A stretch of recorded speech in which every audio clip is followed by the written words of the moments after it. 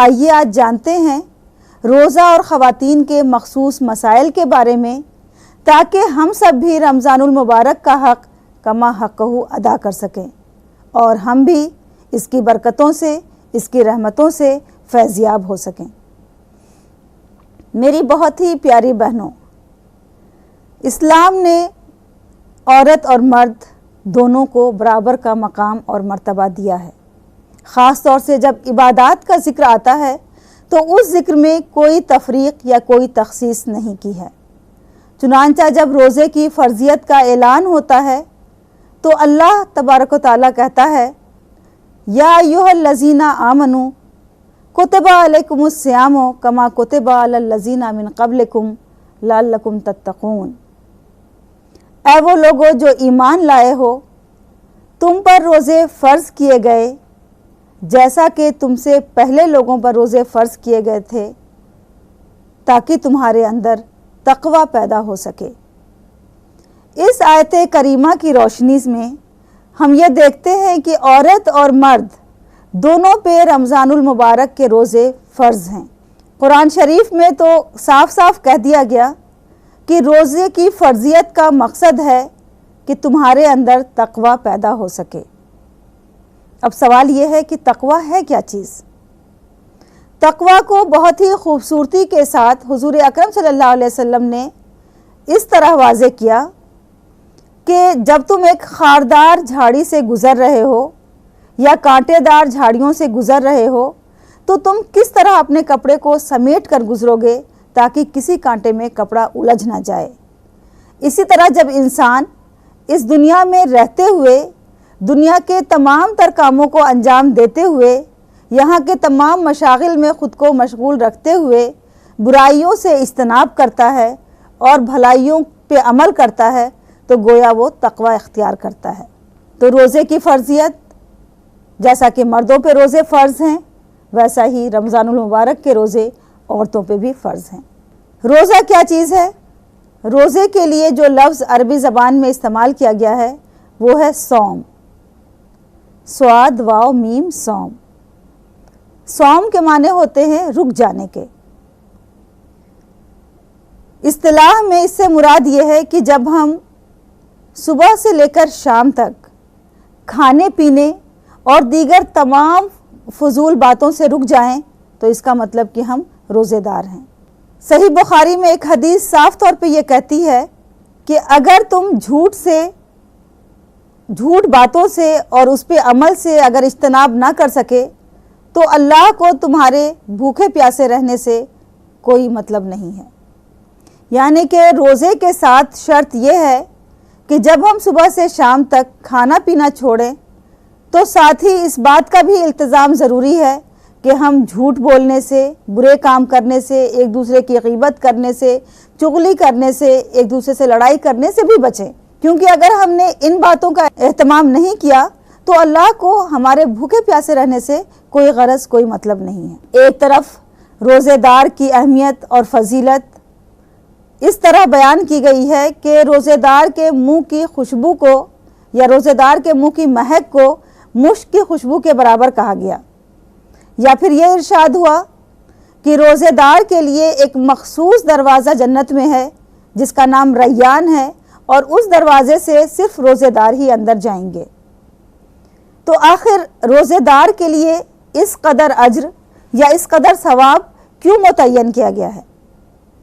وجہ صرف یہ ہے کہ دنیا کی جتنی بھی عبادتیں ہم کرتے ہیں، یا خاص طور سے جب ہم ارکان خمسہ کا اہتمام کرتے ہیں، یعنی کہ جب ہم نماز پڑھتے ہیں، جب ہم زکوٰۃ دیتے ہیں، یا جب ہم اپنے ایمان کا اعلان کرتے ہیں، یا پھر حج کرنے جاتے ہیں، تو یہ تمام کام ایسے ہیں جس میں ہمارے علاوہ دوسرے لوگ بھی شامل ہوتے ہیں اور وہ یہ دیکھتے ہیں کہ ہم یہ فریضے انجام دے رہے ہیں۔ دوسری بات یہ کہ دنیا میں کتنے لوگ بھوکے ہیں، کتنے غریب ہیں جن کو 2 وقت کا کھانا میسر نہیں ہے۔ بسا اوقات ہم سوچتے بھی ہیں ان کے بارے میں، دل میں ہمدردی کا جذبہ بھی پیدا ہوتا ہے، لیکن بعین ہی وہی کیفیت جو ان غریبوں کو پیش آتی ہے ہم اس وقت تک اسے محسوس نہیں کر سکتے جب تک ہماری خود اپنی کیفیت وہی نہ ہو۔ اس کے لیے جب ہم رمضان المبارک میں صبح سے شام تک بھوکے رہتے ہیں، جب ہمارے پیٹ میں چوہے دوڑتے ہوتے ہیں، قل ہو اللہ کی آوازیں آ رہی ہوتی ہیں، تو ہمیں احساس ہوتا ہے کہ آخر وہ تمام غریب لوگ جو جھوپڑیوں میں جھگیوں میں رہ رہے ہیں، جو اپنی زندگی کسی طرح سے گزر بسر کر رہے ہیں، کبھی کچھ روکھا پھیکا مل گیا تو کھا لیا، ورنہ کئی وقت وہ فاقوں سے رہتے ہیں، ان پہ کیا بیت رہی ہوگی۔ اور جب ہمیں ان کے تکلیف کا احساس ہوتا ہے تو پھر یہ بھی احساس ہوتا ہے کہ ہم اپنے حصے میں سے کچھ ان کو بھی دے دیں، اور اس طرح سے صدقہ و خیرات کا رواج عام ہوتا ہے۔ ہم زیادہ سے زیادہ اللہ کی راہ میں خرچ کرنا چاہتے ہیں، غریبوں کو مسکینوں کو کھلانا چاہتے ہیں، اور ایک نیکی کی فضا ہموار ہو جاتی ہے۔ اس کے علاوہ بہنوں، آپ نے یہ محسوس کیا ہوگا کہ زیادہ تر خرافات ہمیں جب سوچتی ہے جب ہمارا پیٹ بھرا ہوتا ہے، اور جب بھوک لگی ہو تو آپ نے خود دیکھا ہوگا کہ لگتا ہے دنیا بے رونق بے رنگین ہو جاتی ہے۔ تو اس طرح سے جو بہت سے غلط کام ہیں، برے کام ہیں، اپنے آپ ہی فطری طور پہ ہمیں اس حالت میں کرنے کا دل نہیں چاہتا، بہت زیادہ بولنے کا من نہیں کرتا۔ ظاہر سی بات ہے کہ فضول بولنا بھی اسلام میں منع کیا گیا ہے کہ آپ فضول باتیں نہ کریں۔ تو روزے کی حالت میں ہم چغل خوری کرنے سے، غیبت کرنے سے، فضول باتیں کرنے سے، ان سب سے اپنے آپ ہی بچ جاتے ہیں، اور ہماری کوشش یہ ہوتی ہے کہ ہم زیادہ سے زیادہ اللہ کی عبادت میں، قرآن کی تلاوت میں یا اذکار میں اپنا وقت گزاریں۔ تو اس طرح سے ہماری ایک روحانی ٹریننگ بھی ہوتی ہے، ہمارے روح کی پاکیزگی، ہماری روح کی صفائی ہوتی ہے۔ ظاہر سی بات ہے کہ اگر ہم نے روزہ رکھا ہے تو ہم کوشش یہ کریں گے کہ اس درمیان نمازوں کا اہتمام کریں، فلم بینی سے بچیں، یا پھر زیادہ تر خواتین ہماری اپنا وقت ٹی وی سیریلز وغیرہ کو دیکھنے میں گزارتی ہیں، جس میں بسا اوقات نمازیں بھی قضا ہو جاتی ہیں، لیکن رمضان کے دنوں میں خصوصی طور پہ یہ اہتمام کیا جاتا ہے کہ وہ نمازوں کا اہتمام کریں اور ان تمام فضول باتوں سے اپنے آپ کو بچائے رکھیں۔ تو اس طرح روزے کی اہمیت اور روزے کی فضیلت ہمیں بہت سی بری باتوں سے بچاتی ہے اور نیکیوں پہ عمل کرنے کی تلقین دیتی ہے۔ روزے کی حالت میں ہماری کئی بہنوں کو یہ غلط فہمی ہے کہ کچھ ایسی چیزیں جو کہ جائز ہیں، جو ہم کر سکتے ہیں، لیکن پتہ نہیں سماج میں کہاں سے یہ باتیں پھیل گئی ہیں کہ ہم روزے کی حالت میں نہیں کر سکتے۔ جیسے کہ ہماری کئی بہنوں نے ہمیں بتایا کہ ہم تیل نہیں لگا سکتے ہیں، ہم سرما نہیں لگا سکتے، ہم خوشبو نہیں لگا سکتے۔ یوں تو دیکھیے عورتوں کو خوشبو لگانا منع ہے، وہ خوشبو جس کی کہ خوشبو پھیلتی ہے اور جس سے کوئی غیر محرم ان کی طرف متوجہ ہو سکے، لیکن ایسی خوشبو جو کہ محدود رہے، ان تک ہی محدود رہے، اگر اس کا استعمال وہ کرنا چاہیں تو رمضان کی حالت میں کر سکتی ہیں، اس میں کوئی حرج نہیں ہے۔ تیل بھی لگا سکتی ہیں، سرما بھی لگا سکتی ہیں، اس میں کوئی پابندی نہیں لگائی گئی ہے۔ کئی ہماری بہنیں اس طرح کی باتیں کرتی ہیں کہ وہ ورکنگ ہیں، جاب کرنے کے لیے جاتی ہیں، تو وہ چاہتی ہیں کہ روزہ نہ رکھیں، لیکن قرآن میں صاف طور پہ یہ کہا گیا ہے کہ جس کسی نے بھی رمضان المبارک کا مہینہ دیکھا یا پایا، اس کے اوپر روزہ رکھنا فرض ہے۔ کہیں پہ یہ رعایت نہیں دی گئی ہے کہ اگر آپ گھر اور باہر دونوں میں کام کرتے ہیں تو آپ کے لیے روزے سے چھٹکارا یا رہائی ہے۔ اس لیے اس عذر کے ساتھ روزہ نہ رکھنا کہ میں ایک ورکنگ ویمن ہوں، میں کام کاجو عورت ہوں، باہر جاتی ہوں، کام کرتی ہوں، تو میں روزہ نہ رکھوں، یقین جانیے بہنیں، اس کے لیے آپ کو کفارہ ادا کرنا پڑے گا اگر اپنے جان بوجھ کر کے یہ روزے نہیں رکھے۔ عورتوں کو جو مخصوص رعایت دی گئی ہے، یہ بھی ایک طرح کی رحمت ہے اللہ کی کہ انہوں نے ہم عورتوں کے ساتھ بہت سی رعایتیں رکھی ہیں۔ ان میں سے ایک رعایت یہ ہے کہ جب عورتیں حیض یا نفاس کی حالت میں ہوں تو ان کے لیے روزہ نہ رکھنے کا حکم دیا گیا ہے۔ حیض کی حالت میں بھی ہماری کئی بہنیں بہت لاپرواہی برتتی ہیں، جیسے وہ یہ سوچتی ہیں کہ 7 دنوں تک ہی ہم کو روزہ نہیں رکھنا ہے اور 7 دن پورے کرنے ضروری ہیں۔ ایسا نہیں ہے، بلکہ یہ ہر عورت کی اپنی جسمانی ساخت پہ منحصر ہوتا ہے کہ اسے حیض کتنے دنوں تک آئے۔ کئی بار 3 دن تک بھی آتا ہے، کئی بار 4 یا 5 دن تک بھی، کئی بار 6 دن۔ تو یہ آپ کو یہ دیکھنا ہے کہ آپ کی جو اپنی جسمانی حالت ہے یا جو حیض کی کیفیت ہے وہ کتنے دنوں تک آپ کے ساتھ رہی۔ جتنے دنوں تک بھی وہ کیفیت آپ کے ساتھ رہی اتنے دن تو آپ کو روزے نہیں رکھنے ہیں، لیکن ان روزوں کی آپ کو قضا پھر رمضان المبارک کے بعد پوری کرنی ہے۔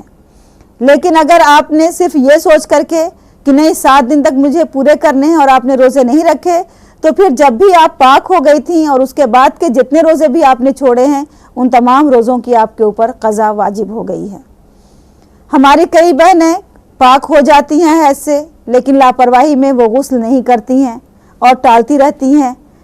تو اس کے بارے میں بھی اسلام میں یہ تاکید کی گئی ہے کہ جیسے ہی آپ کو یہ احساس ہو کہ آپ کی حیض کی حالت ختم ہو گئی ہے، یہ نفاس کی حالت ختم ہو گئی ہے، آپ یہ اہتمام کریں کہ فوراً آپ غسل کریں، اور اس غسل کرنے کے بعد سے لے کر مغرب کے وقت تک آپ احتراماً نہ کچھ کھائیں نہ پئیں، لیکن اس دن کا روزہ تو آپ کو قضا کرنا پڑے گا بعد میں رمضان کے۔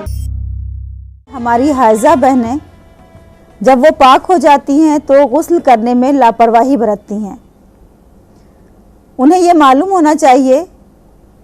کہ جیسے ہی وہ پاک ہو گئیں اور ان سے حیض کی کیفیت ختم ہو گئی تو چاہے وہ غسل کریں یا نہ کریں، روزہ رکھنا ان پہ فرض ہو گیا ہے، اور اس کے بعد سے وہ جتنے دن بھی روزے نہیں رکھتی ہیں، اس کا مطلب یہ ہے کہ اس کی قضا وہ رکھیں گی۔ حیض کی صورت میں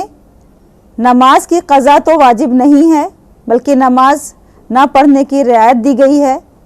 وجہ صرف یہی ہے کہ اگر ہر مہینے حیض کے دنوں کے چھوٹے ہوئے نماز پڑھنی ہوتی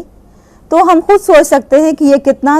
دشوار گزار عمل ہوتا۔ تقریباً 35 وقت کی نمازیں قضا پڑھنا یقیناً انسانی فطرت کے خلاف بات ہے، اور ہم سب جانتے ہیں کہ اسلام ایک دین فطرت ہے، اس لیے اسلام کا ہر حکم مصلحت سے بھرا ہوتا ہے۔ حیض کی حالت میں نماز چھوڑ دینی ہے، اس کی قضا نہیں پڑھنی ہے،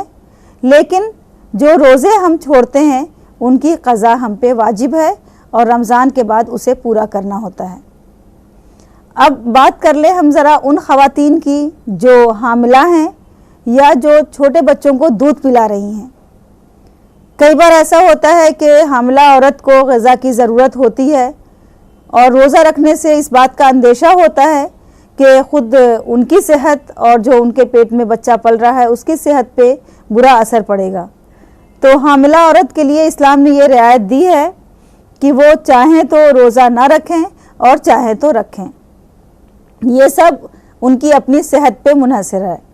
اگر وہ صحت مند ہیں اور انہیں کوئی کمزوری نہیں ہے یا ان کے بچوں کو کوئی کمزوری نہیں ہے تو وہ روزہ رکھ سکتی ہیں، لیکن اگر ڈاکٹر نے ان کو یہ نصیحت کی ہے کہ انہیں اچھی غذا لینی ہے اور وہ دن بھر بھوکی نہیں رہ سکتی تو پھر انہیں اجازت ہے کہ وہ روزہ نہیں رکھیں گی، اور یہی حالت دودھ پلانے والی خواتین کی بھی ہے۔ لیکن ان دونوں کے اوپر بھی روزے کی قضا واجب ہے۔ جب رمضان کا مہینہ ختم ہو جائے یا پھر ان کی حمل کی کیفیت ختم ہو جائے تو اس کے بعد انہیں قضا رکھنی ہے۔ میں یہاں یہ ذکر کر رہی تھی کہ کئی خواتین قضا نہیں رکھ پاتی ہیں اور دوسرا رمضان آ جاتا ہے، تو اس میں وہ کیا کریں؟ سب سے پہلے تو اللہ سے معافی مانگیں، توبہ کریں کہ ان سے ایک غلطی سرزد ہوئی ہے، ایک لاپرواہی ہوئی ہے کہ پورا سال گزر گیا اور انہوں نے رمضان کے روزے کی جو قضا ان پہ واجب تھی اسے ادا نہیں کیا۔ تو سب سے پہلے اللہ سے معافی مانگنے کے بعد پھر وہ جو اب رمضان آ رہا ہے اس میں اپنے تمام قضا روزوں کے عوض مسکین کو کھانا کھلا دیں، لیکن اس کھانا کھلانے سے ان کی قضا ختم نہیں ہوگی، بلکہ ان کو اس بات کا اندیشہ جو رہتا ہے کہ ہو سکتا ہے رمضان کے بعد وہ مر جائے، موت آ جائے، کیونکہ حیات و موت کا کوئی بھروسہ نہیں ہے، وہ اللہ کے ہاتھ میں ہے۔ تو اس لیے اگر ان کی موت واقع ہو گئی تو مسکین کو کھانا کھلانے سے جو ان کے اوپر رمضان کے روزوں کی قضا تھی وہ ساقط ہو جائے گی۔ لیکن اگر وہ رمضان کے بعد باحیات رہیں اور صحت مند رہیں تو مسکین کو کھانا کھلانے کے باوجود بھی ان کو ان تمام ایام کے قضا روزے رکھنے ہوں گے۔ میری بہت ہی پیاری بہنوں، ایک بات یہاں پہ یہ غور کرنے کی ہے کہ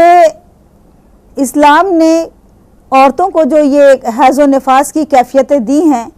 یہ کئی عورتیں سمجھتی ہیں کہ ایک ان کے لیے پریشانی کا باعث ہیں، الجھن ہے۔ کئی بار میں نے خواتین کو اس کی شکایت کرتے ہوئے سنا، لیکن اس طرح کا سوچنا بھی ہمارے لیے غلط ہے، کیونکہ اگر ہم غور کریں تو یہ ہمیں ایک نعمت نظر آتی ہے کہ دیکھیے رمضان کا مہینہ ہوتا ہے،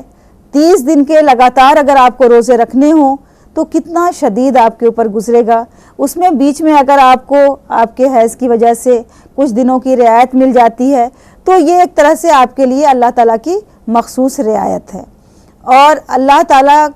نے ہمیشہ اپنے بندوں پہ مہربانی کی ہے، اور کبھی بھی اللہ تعالیٰ یہ نہیں چاہتا ہے کہ اسلام کے کسی حکم کی وجہ سے کسی بندے کو مشقت کا سامنا کرنا پڑے۔ رمضان کے روزے ہم سب پہ فرض ہیں،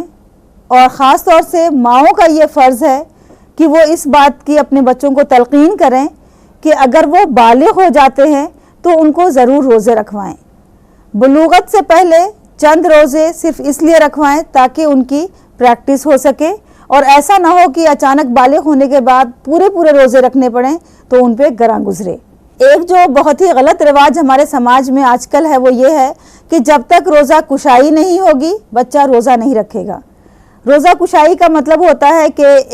جب بچہ پہلا روزہ رکھتا ہے تو اس کے لیے بہت ہی بڑی پارٹی کا اہتمام کیا جاتا ہے، رشتہ داروں کو بلایا جاتا ہے، بچے کے لیے نئے نئے کپڑے بنتے ہیں، رشتہ دار تحفے لے کے آتے ہیں، اور پھر بچے کے پہلے روزے کا جشن منایا جاتا ہے۔ یہ اپنی جگہ ٹھیک ہے کہ بچے کے پہلے روزے کی حوصلہ افزائی ہونی چاہیے، اسے تحفے وغیرہ ملنے چاہیے تاکہ اس کی ہمت بندھے اور آئندہ بھی روزہ رکھے، لیکن اس فنکشن کو منعقد کرنے کے انتظار میں کئی بار میں نے دیکھا کہ کافی عمر کے بچے 12 سال 13 سال 14 سال کے بچے بھی روزہ نہیں رکھتے ہیں، ایک بھی روزہ نہیں رکھتے، اور جب ہم وجہ پوچھتے ہیں تو بتاتے ہیں کہ امی نے کہا ہے کہ ابھی روزہ کشائی نہیں ہوئی ہے اس لیے روزہ نہیں رکھو گے۔ یہ بہت ہی غلط بات ہے، اور بچے کو آپ روزے کی تلقین کیجئے، 7 سال کی عمر سے 8 سال کی عمر سے 9 سال کی عمر سے وہ رکھ سکتے ہیں، پہلے 1-2 روزے رکھیں، پھر 5-6 روزے رکھیں، اس طرح سے ان کی ایک عادت ہو جائے گی، تو جب ان کے اوپر روزہ فرض ہوگا، جب وہ بالغ ہوں گے تو پورے مہینے کے روزہ رکھنے میں انہیں کوئی پرابلم نہیں ہوگی۔ آج کل چونکہ ہمارے بچے اسکولوں میں پڑھ رہے ہیں تو کئی ماؤں کو میں نے یہ بھی دیکھا ہے پیار کرتے ہوئے دلار کرتے ہوئے کہ بیٹا اسکول جانا ہے یا امتحان ہے یا بورڈ آنے والے ہیں تو روزہ مت رکھو۔ اس طرح کی رعایت دینے کا ماؤں کو کوئی حق نہیں ہے، کیونکہ اسلام خود دین فطرت ہے، اور اسلام کا کوئی حکم بھی ایسا نہیں ہے جو ہماری تمام تر ضرورتوں کو مد نظر رکھ کے نہ دیا گیا ہو۔ اس لیے اگر بچہ امتحان دینے جا رہا ہے اور وہ روزہ رکھ رہا ہے تو اللہ تعالیٰ اس کی مدد کریں گے، اور ایسا کچھ نہیں ہے کہ روزہ رکھنے کی حالت میں وہ پڑھ نہیں سکتا ہے۔ ہم نے بڑے بزرگوں کے بارے میں سنا ہے کہ جب وہ پڑھتے تھے تو اس قدر اس میں منہمک ہو جاتے تھے کہ ان کو کھانے کا ہوش ہی نہیں رہتا تھا۔ خود راجندر پرساد کے بارے میں کہا جاتا ہے کہ ان کی امی جان رات کو کھانا رکھ کے جاتی تھی تاکہ وہ کسی وقت کھا لے، اور جب صبح وہ آتی تھی تو دیکھتی ہیں کہ وہ رات بھر پڑھتے رہ گئے اور کھانا دھرا کا دھرا رہ گیا، تو وہ بھی تو آخر بھوک کی حالت میں ہی پوری رات پڑھتے رہے۔ تو بھوکے رہنے سے پڑھائی پہ کوئی فرق نہیں ہوتا ہے۔